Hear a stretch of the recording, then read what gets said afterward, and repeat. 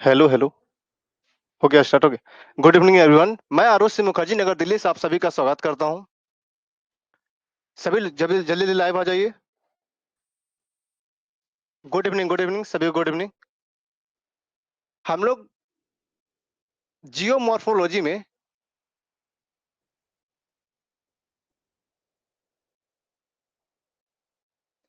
Geomorphology में हम लोग कॉन्टिनेंटल ड्रिफ्ट थ्योरी देखने वाला। Hello hello. गुड इवनिंग सभी, good evening. Continental drift theory आज हम लोग देखने वाले थे। Continental drift theory.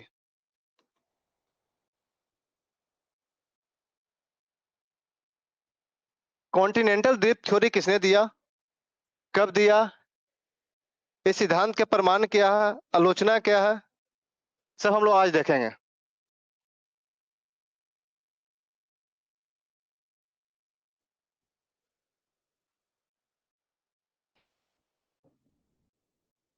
जल्दी सभी लोग आ जाइए।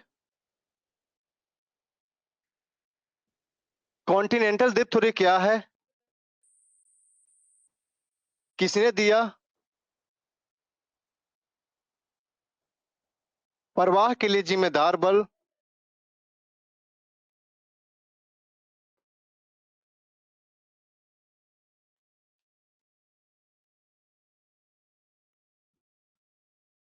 प्रमाण और आलोचना, एक एक करके हम लोग सब देखते चलेंगे। कॉन्टिनेंटल द्वीप थ्योरी क्या है, किसने दिया, प्रवाह के लिए जिम्मेदार बल, प्रमाण और आलोचना। गुड इवनिंग सभी, गुड इवनिंग।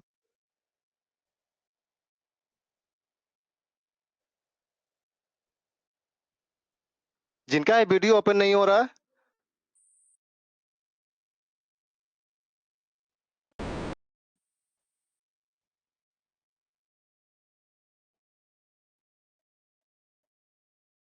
कॉन्टिनेंटल द्वीप थ्योरी।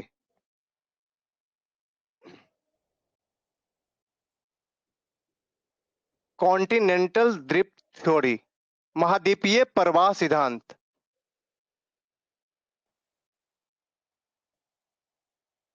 ये अल्फ्रेड वेगनर के द्वारा 1912 में दिया गया था। अल्फ्रेड वेगनर, यह सिद्धांत अल्फ्रेड वेगनर के द्वारा दिया गया था, जो 1912 में दिया गया था।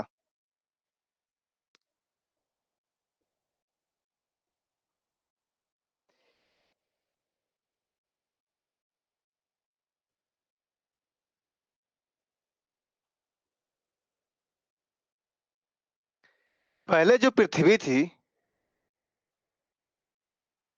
पहले जो पृथ्वी थी जिसमें सारे महासागरीय भाग एक साथ थे, जिसको पंथालासा कहा जाता है। Panthalassa, Panthalassa. और सारे महाद्वीपीय एक भाग थे, उसी को पेंजिया कहा जाता है।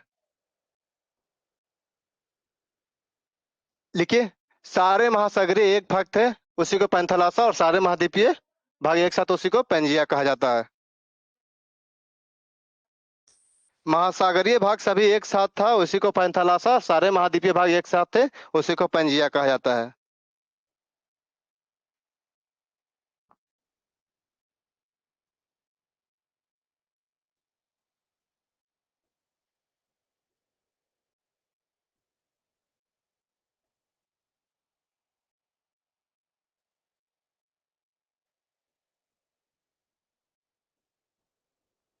एक कार्बोनिफेरस काल का ये,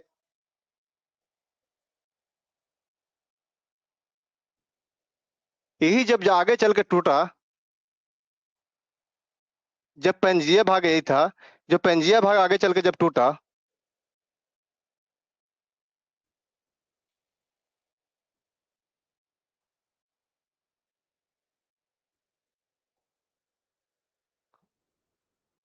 जो नॉर्थ अमेरिका, ये नॉर्थ अमेरिका और यूरोप, नॉर्थ अमेरिका, यूरोप और एशिया, नॉर्थ अमेरिका, यूरोप और एशिया, ये अंगारा लैंड का पार्ट हो गया, और एक गोंडवाना लैंड का पार्ट हो गया। जो साउथ अमेरिका हो गया, ये अफ्रीका हो गया, जो इंडियन कॉन्टिनेंट है, उसके बाद ये अंटार्कटिका, और यहाँ पे एक ऑस्ट्रेलिया। सब लोग नोट करते चलेंगे, सभी लोग नोट करते चलेंगे।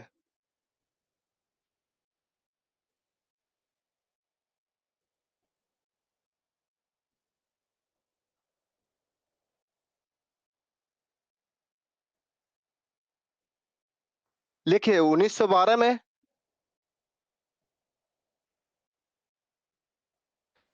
1912 में जर्मनी के जलवायु वैज्ञानिक अल्फ्रेड वेगनर ने 1912 में जर्मनी के जलवायु वैज्ञानिक अल्फ्रेड वेगनर ने 1912 में जर्मनी के जलवायु वैज्ञानिक अल्फ्रेड वेगनर ने यह सिद्धांत दिया। 1912 में अल्फ्रेड वेगनर ने, जर्मनी के जलवायु वैज्ञानिक अल्फ्रेड वेगनर ने यह सिद्धांत दिया और पुनः इसमें संशोधन किया।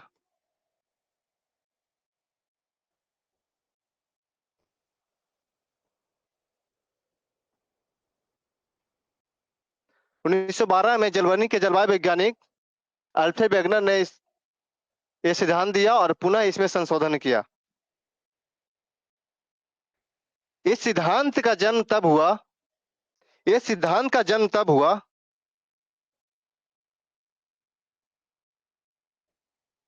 जब वेगनर पूरे विश्व की व्याख्या के लिए प्रयास कर रहे थे। इस सिद्धांत का जन्म तब हुआ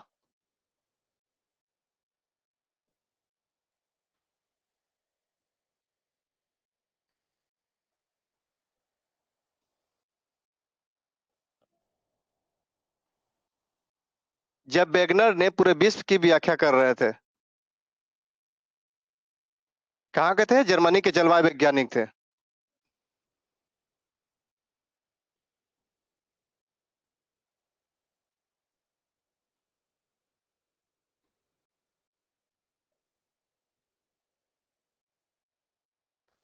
अल्फ्रेड वेगनर ने कहा, नेक्स्ट लाइन लिखिए, अल्फ्रेड वेगनर ने कहा, अल्फ्रेड वेगनर ने कहा, वर्तमान के सभी महाद्वीपों को मिलाकर भौगोलिक एकरूपता स्थापित की जा सकती है। अल्फ्रेड वेगनर ने कहा कि वर्तमान के सभी महाद्वीपों को, अल्फ्रेड वेगनर ने कहा कि वर्तमान के सभी महाद्वीपों को मिलाकर भौगोलिक एकरूपता स्थापित की जा सकती है।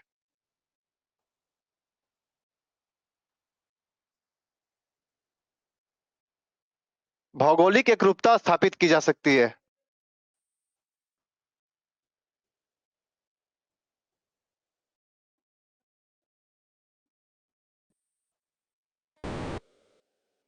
इसी भौगोलिक एकरूपता को अल्फ्रेड वेगनर ने जिगसॉ फिट नाम दिया। जिगसॉ फिट, ये जिगसॉ फिट था, जितने भी महाद्वीपीय भाग थे लगभग एक दूसरे से फिट बैठ रहे थे। इसी को इन्होंने नाम दिया jigsaw fit theory. Jigsaw fit, सारे महाद्वीपीय भाग एक साथ है, इसके लिए प्रमाण में दिए हैं, हम लोग आगे देखते चलेंगे। जिगसॉ फिट नाम दिया।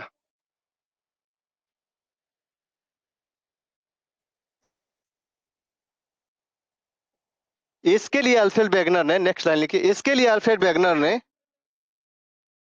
South America continent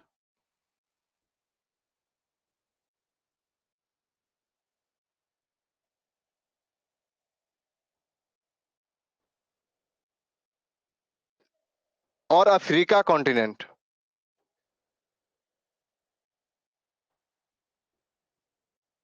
south America continent और Africa continent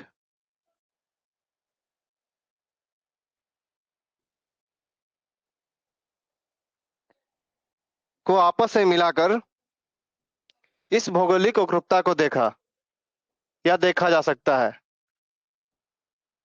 south America continent और अफ्रीका कॉन्टिनेंट को मिलाकर भौगोलिक एकरूपता देखा जा सकता है।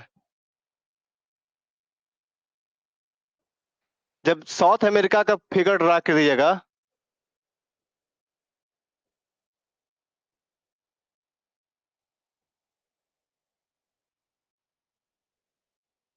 और इधर अफ्रीका कॉन्टिनेंट के जब मिला देखिएगा, तो ये फिट बैठ जा रहा था, इसी को जिग्सा फिट नाम दिया। ये केवल साउथ अमेरिका और अफ्रीका पे नहीं, पूरे विश्व की जब व्याख्या कर रहे थे और देख रहे थे तो सब एक दूसरे से सब कॉन्टिनेंट फिट बैठ रहा था।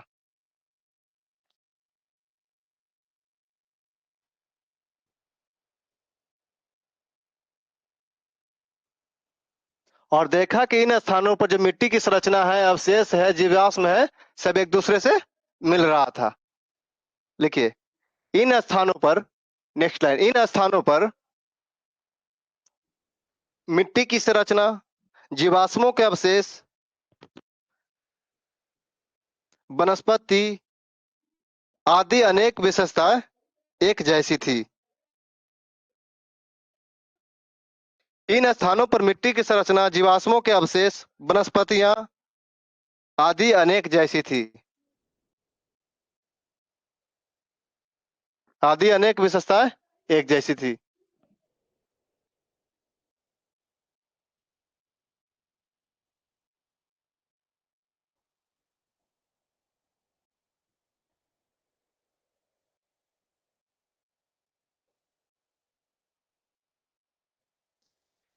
यह न केवल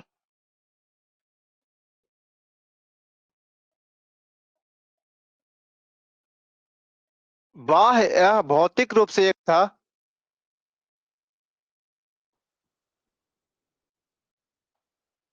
बाह्य भौतिक रूप से एक था,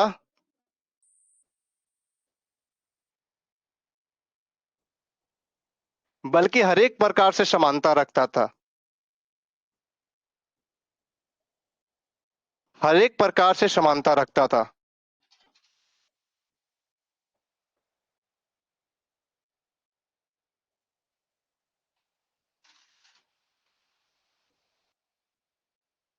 यह न केवल बाह्य और भौतिक रूप से एक था, बल्कि हर एक प्रकार से यह समानता रखता था।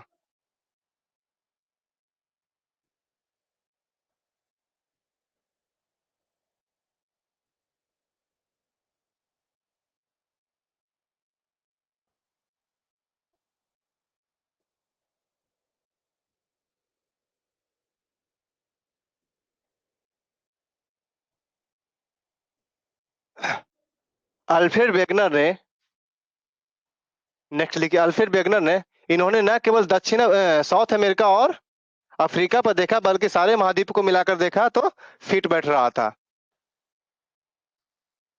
अल्फ्रेड वेगनर ने न केवल साउथ अमेरिका और अफ्रीका को ही, बल्कि अल्फ्रेड वेगनर ने अल्फ्रेड वेगनर ने न केवल साउथ अमेरिका एवं अफ्रीका को,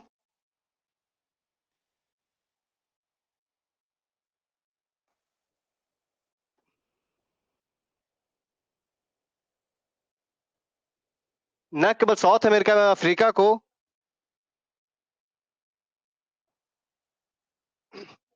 अफ्रीका के बीच ये फिट देखा,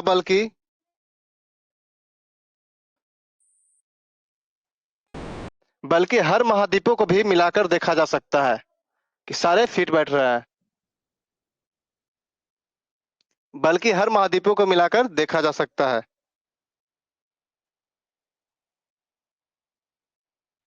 और वेगनर ने नेक्स्ट, और वेगनर के द्वारा यह स्पष्ट कर दिया गया कि और वेगनर के द्वारा यह स्पष्ट कर दिया गया कि सारे महाद्वीप एक साथ थे, और सारे महाद्वीप एक साथ थे।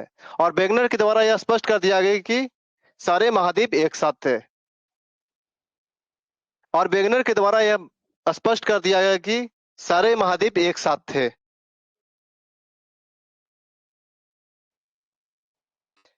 पहले जो तो अर्थ था, जो पैंथालासा में था और पेंजिया विभक्त था, उसके बाद दो भागों में बट गया, अंगारा लैंड और गोंडवाना लैंड।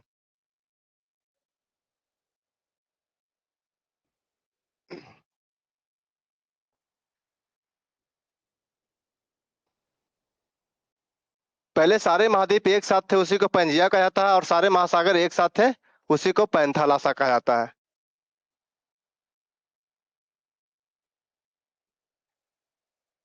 जब ये पेंजिया दो भागों में टूट गया,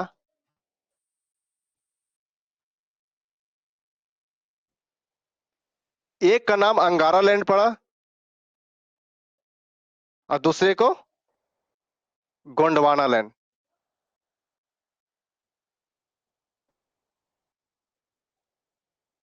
यही अंगारा लैंड से तीन कॉन्टिनेंट, एशिया, यूरोप और नॉर्थ अमेरिका।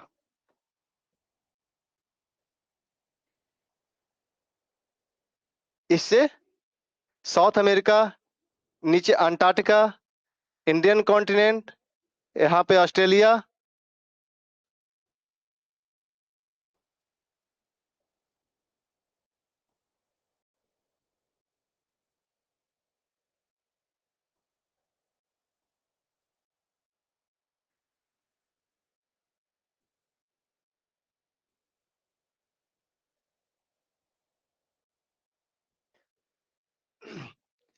अंगारा लैंड कितने भागों में टूट गया?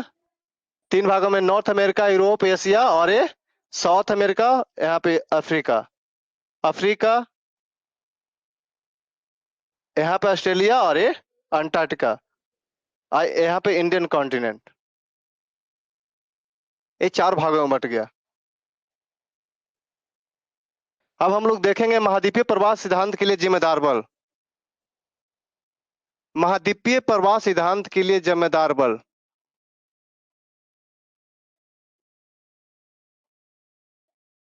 महाद्वीपीय प्रवास सिद्धांत के लिए जिम्मेदार बल।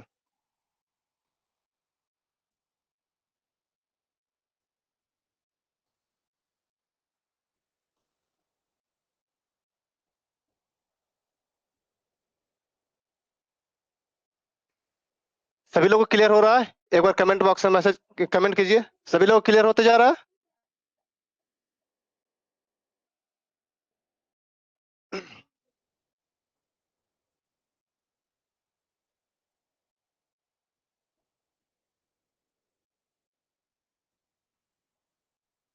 सभी लोग क्लियर होते जा रहा है? सभी लोग कमेंट बॉक्स में मैसेज कीजिए।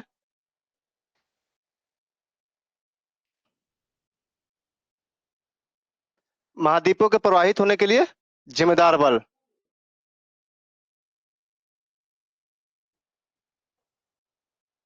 पहला गुरुत्वाकर्षण बल, दूसरा चंद्रमा एवं सूर्य का ज्वारीय बल,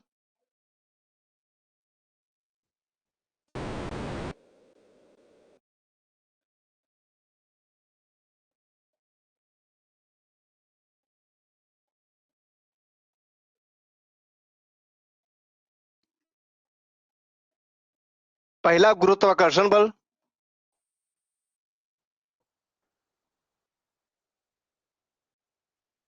दूसरा चंद्रमा और सूर्य का ज्वारीय बल,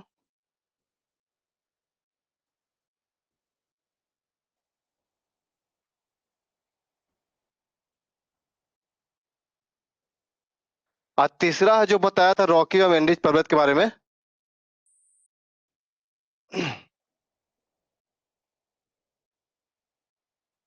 कि है जो इसका जो निर्माण हुआ है, जो हम लोग एक-एक करके देखते चलेंगे। गुरुत्वाकर्षण के लिए, गुरुत्वाकर्षण के लिए उन्होंने बताया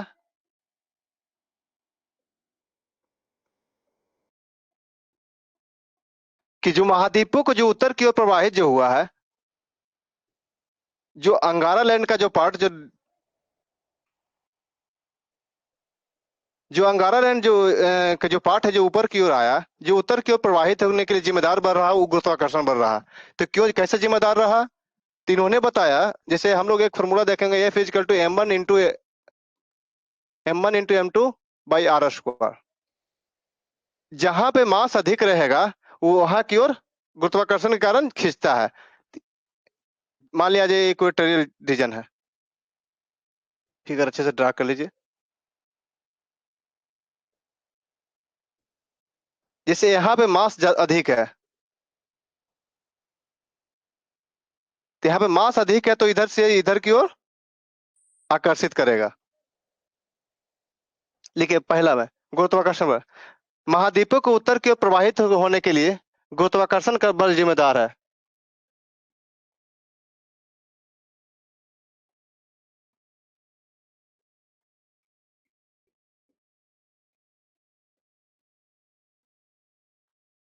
सर ये कौन सा पीरियड में हुआ था? कौन सा? अंगारा लैंड और गोंडवाना लैंड का विभाजन, अंगारा लैंड गोंडवाना लैंड का विभाजन जो हुआ था ट्रियासिक पीरियड में हुआ था। Triassic period. और सारे जो महाद्वीप एक साथ थे वो कार्बोनिफेरस जो हम लोग बताए हैं।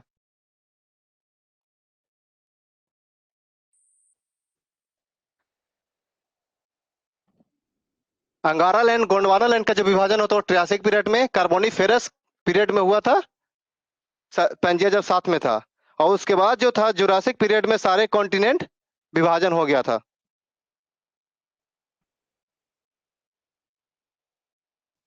जुरासिक पीरियड में।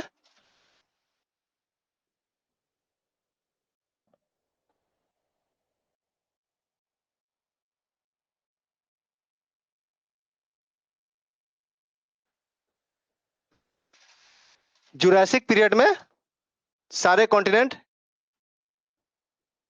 विभाजन हो गया था। उसके बाद जो प्रेजेंट की दुनिया है, जो प्रेजेंट अभी जो दुनिया दिखाई देता है वो हम लोग अभी प्रेजेंट वाली दुनिया है जो क्रेटैसिस एरा में है।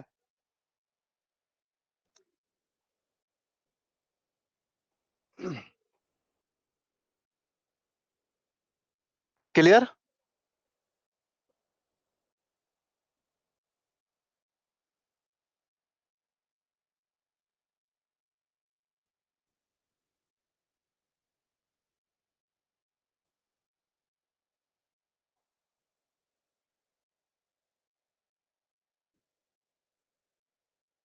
चलिए हम लोग गुरुत्वाकर्षण बल वाले देखेंगे। ये जो गुरुत्वाकर्षण बल जो इफेक्टिव है, जो उत्तर की ओर प्रवाहित होने के लिए जिम्मेदार बल है।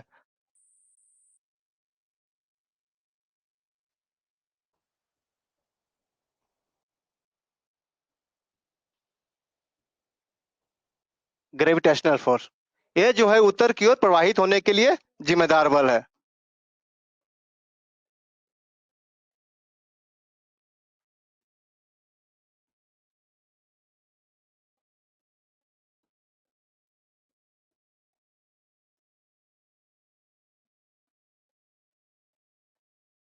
हम लोग आलोचना भी देखेंगे क्योंकि कोई भी थ्योरी है जो पूरी तरह एक तरह सिद्ध नहीं है। तो सारे जो जितने भी थ्योरी हैं कुछ ना कुछ सबका नेगेटिव इफेक्ट पॉइंट है। जब पूरी तरह से सिद्ध ही हो जाएगा तो उसको फिजिक्स से पढ़ा जाएगा। जब पूरी तरह से सिद्ध हो जाएगा तो उसी को फिजिक्स से पढ़ा जाता है। इसलिए टेंशन नहीं लेना है कि ये तर्क सही क्यों है, ये तर्क गलत है। हम लोग तर्क को एक दूसरे से रिलेट करके पढ़ते चलेंगे, आगे बढ़ते चलेंगे।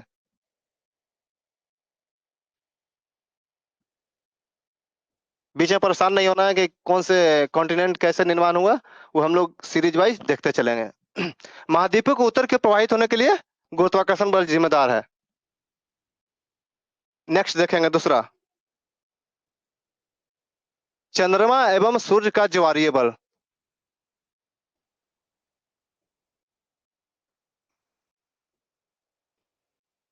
चंद्रमा और सूर्य का ज्वारीय बल।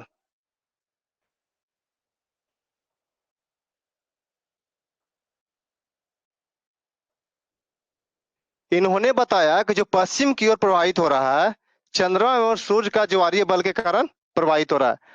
जो पश्चिम की ओर जो प्रवाहित हो रहा है चंद्रमा और सूर्य की ओर सूर्य का ज्वारीय बल के कारण प्रवाहित हो रहा है। क्या बताया कि पश्चिम के जो प्रवाहित हो रहा है चंद्रमा और सूर्य के ज्वारीय बल के कारण प्रवाहित हो रहा है। लेकिन ये तभी संभव है जब 9 × 10⁻10 जितना प्रेजेंट में जो बल लग रहा है उससे 9 × 10⁻10 बल अधिक लगेगा, तभी प्रवाहित हो सकता है। उसने बोला कि पश्चिम की जो प्रवाहित हो रहा है, क्यों प्रवाहित हो रहा है? चंद्रमा एवं सूर्य का ज्वारीय बल के कारण। जब इसके कारण जब प्रवाहित हो रहा है तो प्रेजेंट में ऐसा देखा गया कि ये तभी प्रवाहित हो सकता है जब इस जितना बल लग रहा है उससे इतना बल अधिक लगेगा। हालांकि इतना बल अधिक लगेगा जो जो पृथ्वी जो है वेस्ट ईस्ट रोटेट कर रही है, ये करना बंद कर देगी। लिखिए सेकंड में चंद्रमा और सूर्य का ज्वारीय बल, जो समझाया उसी को लिख दीजिए। कौन सा इसमें रॉकेट साइंस पढ़ना? पश्चिम की ओर प्रवाहित होने के लिए जिम्मेदार बल चंद्रमा और सूर्य का ज्वारीय बल। लिखिए, चंद्रमा और सूर्य का ज्वारीय बल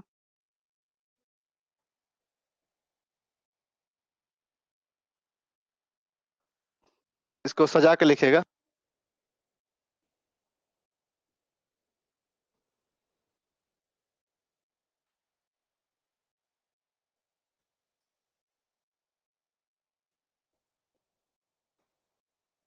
ये पश्चिम की ओर प्रवाहित होने के लिए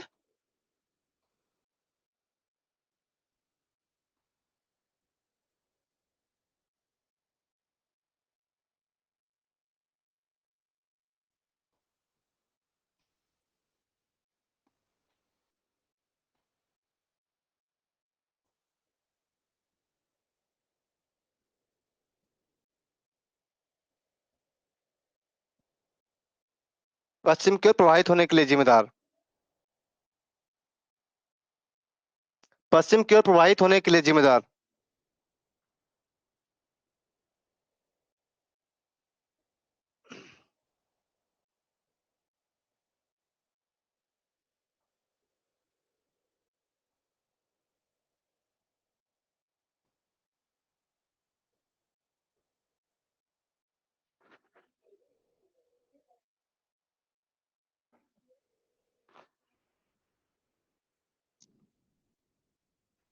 अगर यह बल अगर यह बल चंद्रमा और सूर्य का ज्वारीय बल है, अगर यह बल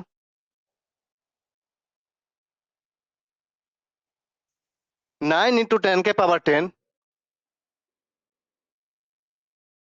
अगर यह बल 9 × 10⁻10 ज्यादा बल रहेगा, तभी ये पश्चिम की ओर जा सकता है। पश्चिम की ओर जा सकता है। अगर इतना बल वास्तविक में लगेगा तो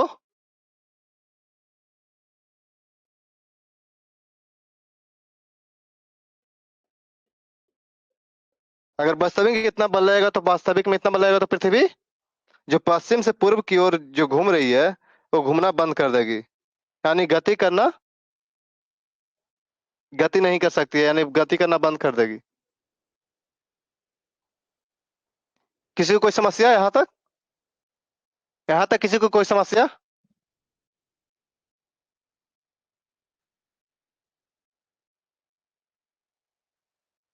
यहाँ तक किसी को कोई समस्या? सेकंड वाली समझ में आया सभी को?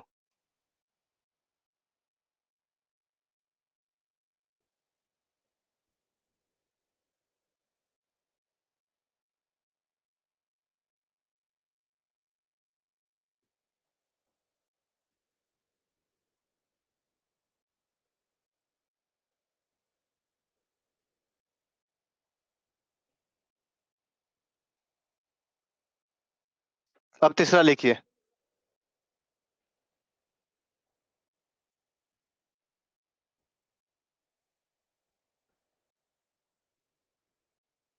सर ये ईस्ट में भी तो जा सकती है ना? ईस्ट में कैसे जाएगी? जैसे इसने बोला कि चंद्रमा और सूर्य का जो ज्वारीय बल है, जो पश्चिम की ओर जो प्रभावित हो रहा है, उसके लिए ज्वारीय बल जिम्मेदार है। जो पश्चिम की ओर जो प्रवाहित हो रही है उसके लिए ज्वारीय बल जिम्मेदार, और जो कॉन्टिनेंट है जो ऊपर पश्चिम की ओर जा रही है, पश्चिम की ओर जा रही है, तो इन्होंने बताया कि जो पश्चिम की ओर जो जा रही है उसके लिए प्रवाह जो बल जिम्मेदार है वो चंद्रमा और सूर्य का ज्वारीय बल जिम्मेदार है। लेकिन वो तभी जा सकता है पश्चिम की ओर जब जो प्रेजेंट में जितना बल लग रहा है उससे इतना गुना बल ज्यादा अधिक लगेगा, तभी जा सकता है। यानी कि अगर मान लिया जाए इतना बल लग जाता है तो जो पृथ्वी घूम रही है जो पश्चिम से पूरब, वो घूमेंगे ही नहीं। जैसे मान लिया जाए आपका क्षमता 5 kg का है, 5 kg इधर से इधर लेकर जा रहा है, और आपको 10 kg वाला इधर से इधर ढकेल रहा है, माने आपसे ज्यादा बल इधर है और इधर की ओर प्रेस कर रहा है। तो इधर से अगर मान लिया जाए इधर से इधर कोई प्रेस करेगा तो इधर जाना नहीं जा पाएगा, रुक जाएगा।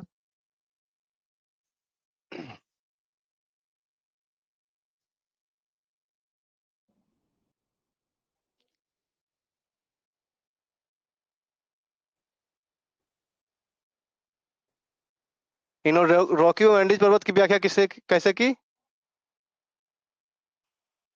इसने जो बोला कि जो महाद्वीपीय भाग है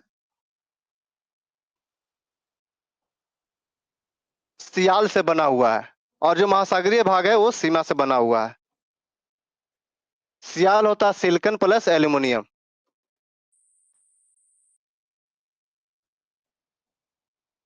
समझ में आया Kriti ji? Silicon plus magnesium.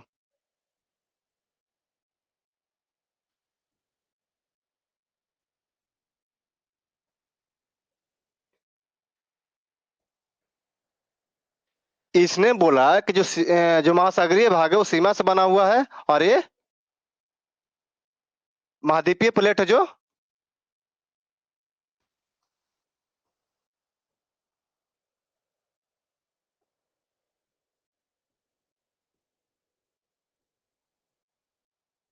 ये सीमा से बना हुआ है। कॉन्टिनेंटल प्लेट सियाल से बना हुआ है, सिलिकन प्लस एल्यूमिनियम, और ये प्लेट सीमा से बना हुआ है। इन्होंने बोला, लिखिए, इन्होंने क्या बोला कि रॉकी जो एंडीज का जो निर्माण हुआ है जो सियाल का जो मार्ग में सीमा का विरोध उत्पन्न हो रहा है के कारण हुआ है। लेकिन इन्होंने पहले बताया कि जो सियाल है जो सीमा जो महाद्वीपीय भाग है जो सियाल है जो सीमा पे तैर रहा है। सियाल जो है सीमा पे तैर रहा है। बताया इन्होंने कि सियाल है जो सीमा पे तैर रहा है। और उन्होंने तर्क एक और बताया कि जो रॉकी और एंडीज पर्वत है इसका निर्माण हुआ कि सियाल के मार्ग में सीमा के अवरोध के कारण हुआ है। जब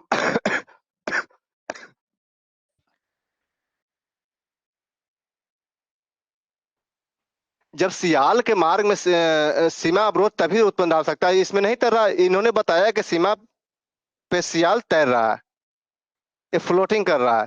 तो फ्लोटिंग कर रहा है तो इसमें अवरोध कैसे उत्पन्न कर सकता है? जब फ्लोटिंग कर रहा है तो इसमें अवरोध कैसे उत्पन्न कर सकता है? लिखिए, रॉकी और एंडीज जैसे बलित पर्वतों की व्याख्या करते समय वेगनर ने कहा कि रॉकी और एंडीज पर्वत की व्याख्या करते समय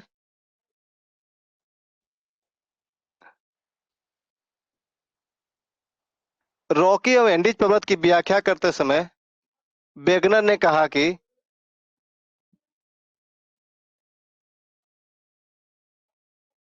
सियाल है जो सीमा के मार्ग पे तैर रहा है। रॉकी और एंडीज पर्वत की व्याख्या करते समय वेगनर ने कहा कि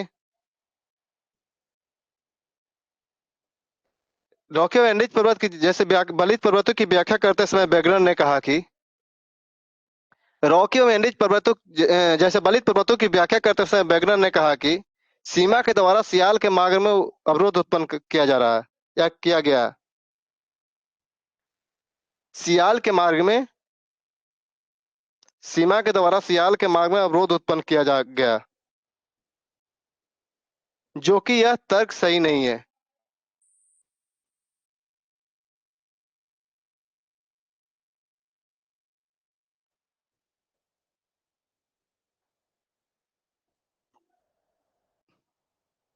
रॉकी और एंडीज जैसे बलित पर्वतों की व्याख्या करते समय वेगनर ने कहा कि सीमा के द्वारा सियाल के मार्ग में अवरोध उत्पन्न कर रहा है। सियाल के मार्ग में सीमा के द्वारा अवरोध किया जा रहा है, कर रहा है, जो कि यह तर्क सही नहीं है। क्योंकि जो प्रवाहित होने दे रहा है वो रुकावट कैसे उत्पन्न कर सकता है? क्योंकि जो प्रवाहित होने दे रहा है वह रुकावट कैसे उत्पन्न कर सकता है?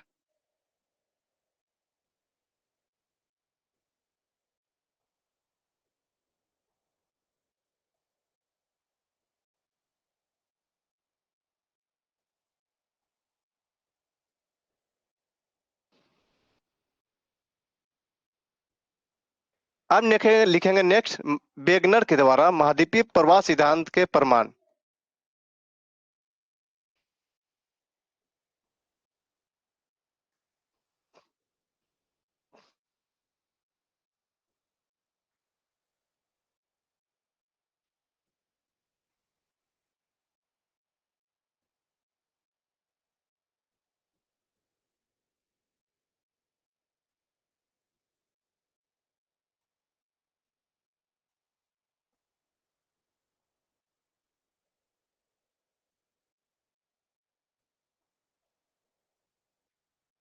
वेगनर के द्वारा दिए गए महाद्वीपीय प्रवाह सिद्धांत के प्रमाण।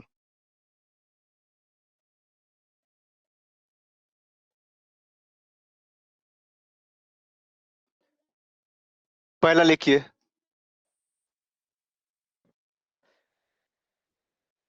जो साउथ अमेरिका में, लिखिए साउथ अमेरिका के ब्राजील के में ब्राजील का डिलामेर पर्वत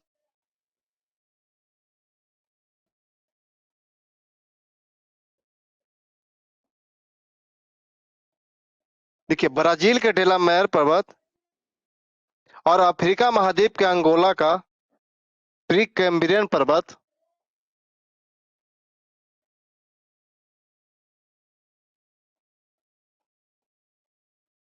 अफ्रीका महाद्वीप का प्रीकैम्ब्रियन माउंटेन, ब्राजील का डिलामेर पर्वत, ब्राजील का डिलामेर पर्वत और अफ्रीका महाद्वीप के अंगोला का प्रीकैम्ब्रियन पर्वत एक सिध में है, एक सिध में और एक काल में निर्मित हुआ है।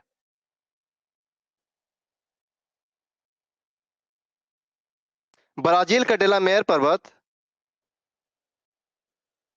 डीला है, डीला ही होता है। ब्राजील का डिलामेर पर्वत, ब्राजील का डिलामेर पर्वत अफ्रीका महाद्वीप के अंगोला का प्रीकैम्ब्रियन पर्वत एक सिध में है और एक काल में निर्मित हुआ है।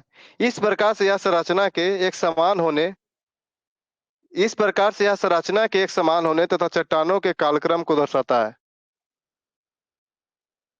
इस प्रकार से यह संरचना के एक समान होने तथा चट्टानों के कालक्रम को दर्शाता है।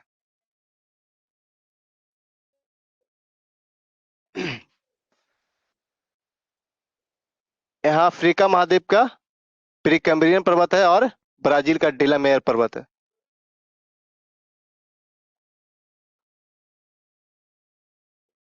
डिलामेर पर्वत आई प्रीकैम्ब्रियन माउंटेन है।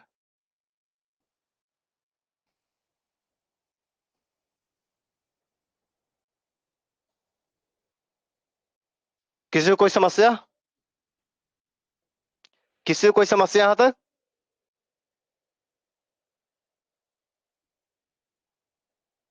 ब्राजील का डिलामेर पर्वत अफ्रीका महाद्वीप के अंगोला का प्रीकैम्ब्रियन पर्वत एक सिध में है और एक काल में निर्मित हुआ है। इस प्रकार से यह संरचना के एक समान होने तथा चट्टाने के कालक्रम को दर्शाता है। सेकंड लिखिए। सेकंड,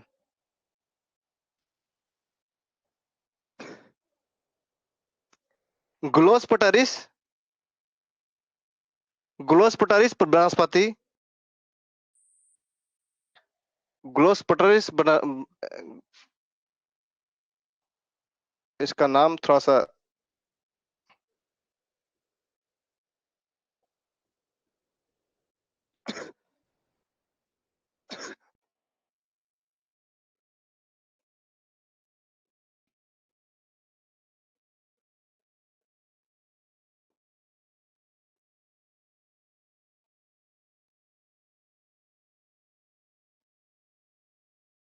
ग्लोसपटरिस एक वनस्पति है।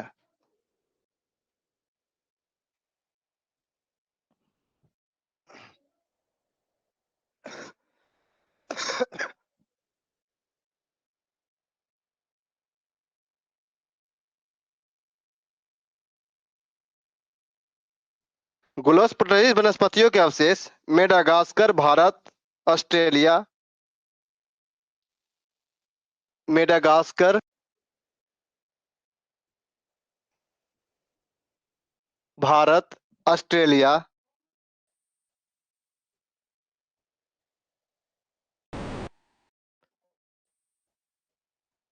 South Africa,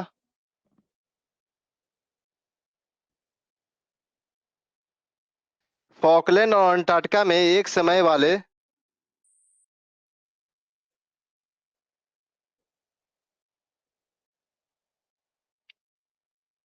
south Africa, Falkland और अंटार्कटिका में एक समय वाले वनस्पति पाए जाते हैं।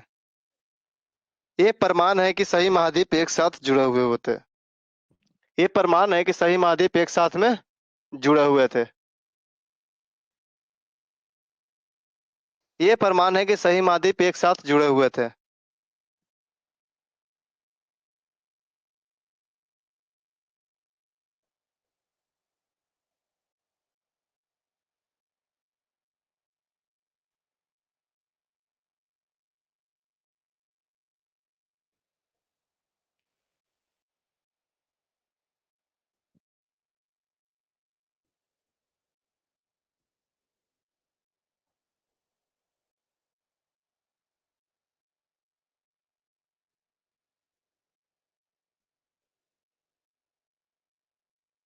और एक प्रमाण और दिया था इन्होंने।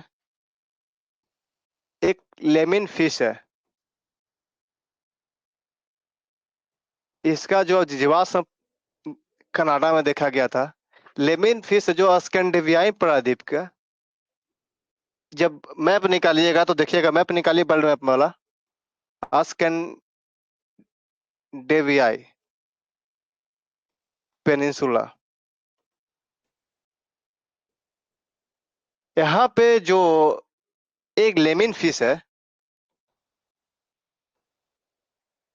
ये जो पश्चिम की ओर तैरती भागती है, इस साइड की ओर प्रवाहित होती है।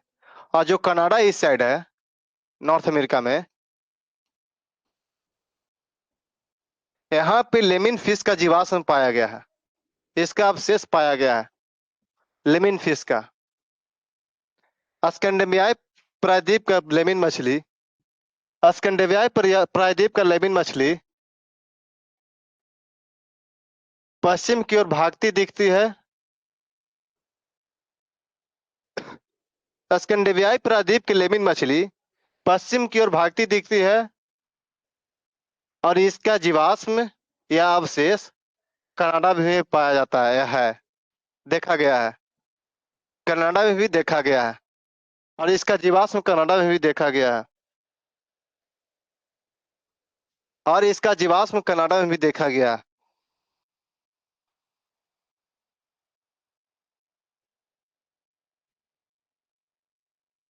आप लोग के जितने भाईगण दोस्तगण जितने भी होंगे, नेट जेआरएफ का बैच स्टार्ट हो रहा है। हिस्ट्री और ज्योग्राफी। हिस्ट्री जो कि रोशन सर लेंगे, और ज्योग्राफी वाले मैं लूंगा। उसमें बहुत क्रांतिकारी तरीके से हम लोग ला रहे हैं।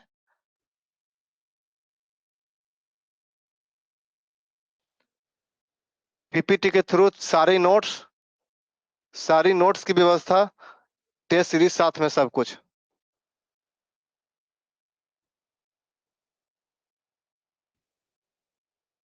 जो भी होंगे होंगे सभी को बता दीजिएगा। इसमें दो तरह का बैच क्रिएट किया जा रहा है, एक जून के लिए, जून टारगेट, और एक फाउंडेशन बैच।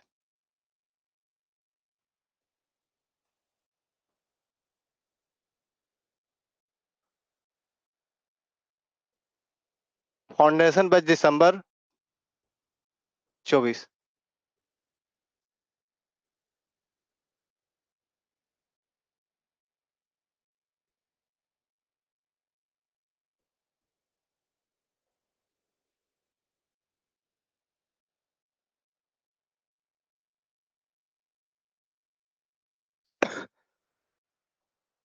नेक्स्ट लिखिए।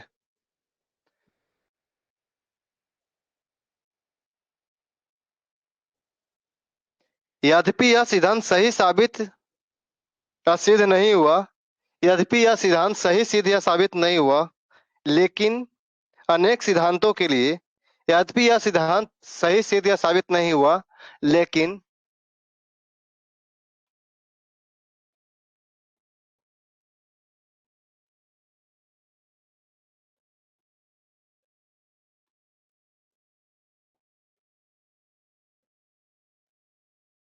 सही सिद्ध या साबित नहीं हुआ, यद्यपि यह सिद्धांत सही सिद्ध या साबित नहीं हुआ,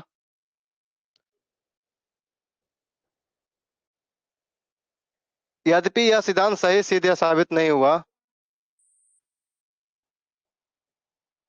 लेकिन अनेक अनेक सिद्धांतों के लिए लेकिन अनेक सिद्धांतों के लिए इसने एक अलग नजरिया विकसित किया या दिया। अल, एक अलग नजरिया विकसित किया। यद्यपि यह सिद्धांत सही सिद्ध या साबित नहीं हुआ, लेकिन अनेक सिद्धांतों के लिए इसने एक अलग नजरिया विकसित किया, जिसके नाते आगे चलकर कई सिद्धांत विकसित हुए। जिसके नाते आगे चलकर कई सिद्धांत विकसित हुए।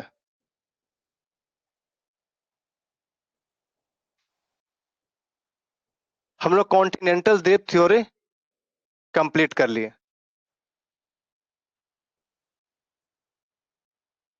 जो भी छोटी मोटी समझ बूझ थी हम लोग कॉन्टिनेंटल द्वीप थ्योरी में देख लिए। कॉन्टिनेंटल द्वीप थ्योरी किसने दिया, कब दिया?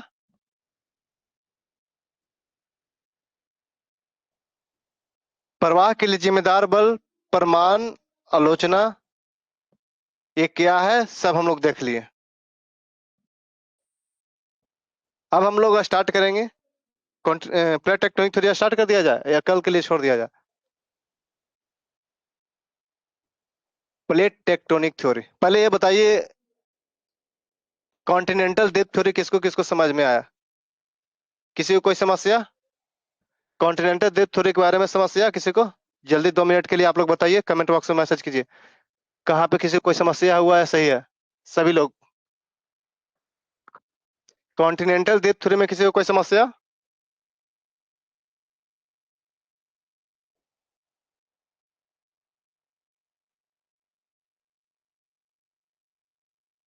जल्दी जल्दी मैसेज कीजिए।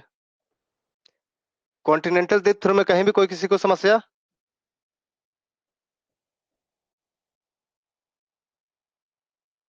अरविंद जी, राकेश जी, राज जी, कृति जी, सभी लोग जल्दी जल्दी बताइए।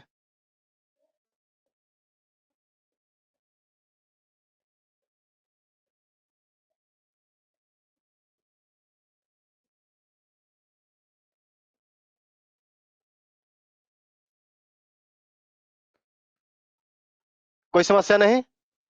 सब क्लियर होते जा रहा है?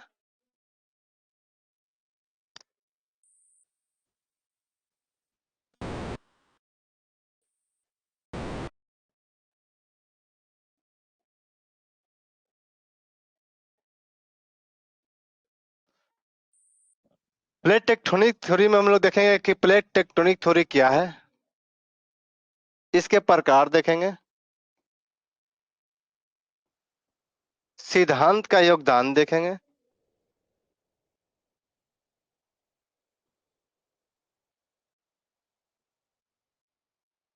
आलोचना देखेंगे। प्लेट टेक्टोनिक थ्योरी क्या है? प्लेट शब्द किसके द्वारा दिया गया था? प्लेट शब्द टूजो विल्सन के द्वारा दिया गया था। प्लेट शब्द टूजो विल्सन के द्वारा दिया गया था। प्लेट टेक्टोनिक थ्योरी शब्द जो है मॉर्गन के द्वारा दिया गया था। प्लेट शब्द जो है टूजो विल्सन के द्वारा, प्लेट टेक्टोनिक थ्योरी शब्द मॉर्गन के द्वारा आ गया।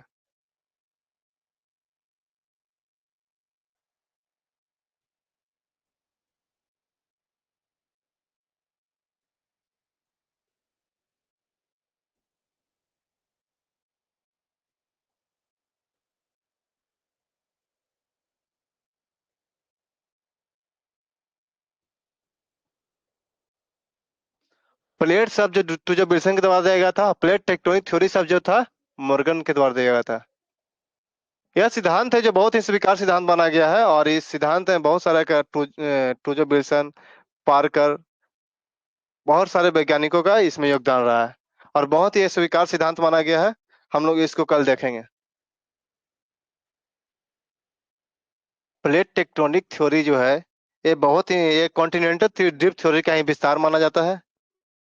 इस सिद्धांत के माध्यम से अधिकतर लगभग सही भू-आकृतियों की व्याख्या हो जाती है। हालांकि तभी भी कुछ न कुछ आलोचना इसका हम लोग देखेंगे, इसलिए इसको बहुत ही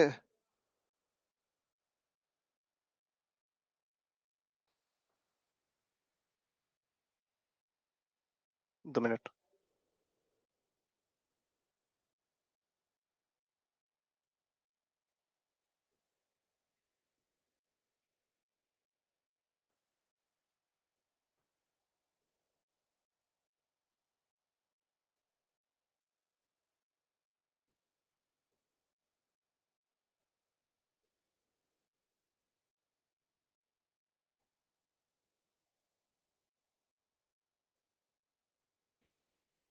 जैसे हम लोग कॉन्टिनेंटल द्वीप थ्योरी के बारे में देख रहे थे। कॉन्टिनेंटल द्वीप थ्योरी में जो जो हम लोग को बताया गया था वैगनर के द्वारा, उसके बारे में हम लोग पढ़े हैं।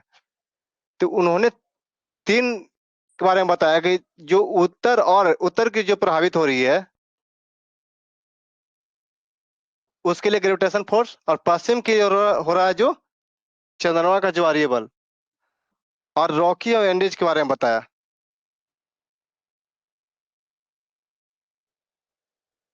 तो हम लोग कॉन्टिनेंटल द्वीप थ्योरी के बारे में बता रहे हैं, जो इनका जो लिमिटेशन है उनके बारे में हम लोग पढ़े हैं। आगे जो बारे बताया जाएगा उसके बारे में हम लोग देखेंगे। जो इन्होंने बताया है, हम लोग थ्योरी पढ़ रहे हैं, किन्हीं का विचार पढ़ रहे हैं, हम अपना खुद का विचार नहीं दे रहे हैं। नहीं हम अपना खुद का विचार दे रहे हैं, ना किसी का विचार दे रहे हैं। ये हम लोग जो वैगनर साहब जो जिनका जो विचार है उनके विचार के बारे में हम लोग पढ़ रहे हैं। तो आगे जो क्लियर होते चलेगी कि किसके बारे में कैसे क्या हुआ, तो हम लोग प्लेट टेक्टोनिक थ्योरी देखेंगे, जियोसेंक्रान थ्योरी देखेंगे, कोवर्स का थ्योरी देखेंगे, होम्स का थ्योरी देखेंगे। इसी तरह हम लोग सभी का सिद्धांत देखते जाएंगे, तो उसी तरह क्लियर होता चला जाएगा। तो इसीलिए टेंशन नहीं लीजिएगा, हम लोग धीरे धीरे चलते बनेंगे, सभी क्लियर होते जाएगा चलेगा। सभी को शुभ रात्रि, सभी को बहुत बहुत धन्यवाद, सभी को शुभ रात्रि।